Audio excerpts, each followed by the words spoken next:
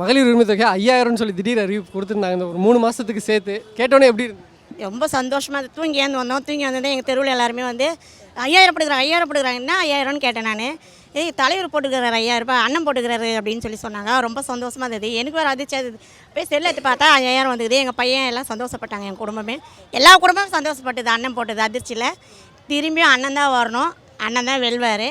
5000 எந்தெந்த விதத்துலலாம் யூஸ்ஃபுல்லாக இருக்கும், எதெல்லாம் செலவு? அல்லாத இப்போ குழந்தைங்க ஸ்கூல் ஃபீஸ் கட்டுறதுக்கு உதவும். ஒருத்தவங்க சொன்னாங்க எங்கள் தெருவில், பரவாயில்ல நல்ல வேலை இந்த நேரமாக போட்டார். முதல்ல ஒரு நல்லா இருக்கணும் அவர். என் பையன் ஸ்கூல் ஃபீஸுக்காக என் பொண்ணுக்கு ஆவானாங்க.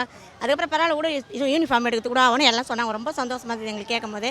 கொடுத்த ஒரு முதல்வருக்கு ரொம்ப நன்றி நன்றி நன்றி. 1000 அடுத்த முறை ஆட்சி வந்தால் 2000ன்னு சொல்லியிருக்காரு. கண்டிப்பாக 3000 கூட கொடுப்பாரு. ஏன்னா இந்த ஆட்சி எந்த ஆட்சியிலும் நடக்கலை.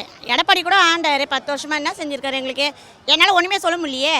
இவர் சொல்கிறதுக்கு எனக்கு டைம் வேணும், நீங்கள் டைம் கொடுக்க மாட்டீங்களே எங்களுக்கு. இவர் சொன்னு நிறைய செஞ்சுருக்காரு. வரலூர் கோட்டம் புது வச்சுக்கிறாரு, எங்களுக்கு 1000 ரூபாய் போடுறாரு, பஸ் இலவசம் கொடுத்துக்கிறாரு.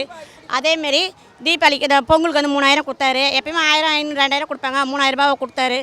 போன ஆண்டு கொடுக்க முடியல பேசினாங்க. இந்த ஆண்டு எல்லோரும் ரொம்ப சந்தோஷப்பட்டாங்க. ரொம்ப சந்தோஷம் எங்களுக்கு.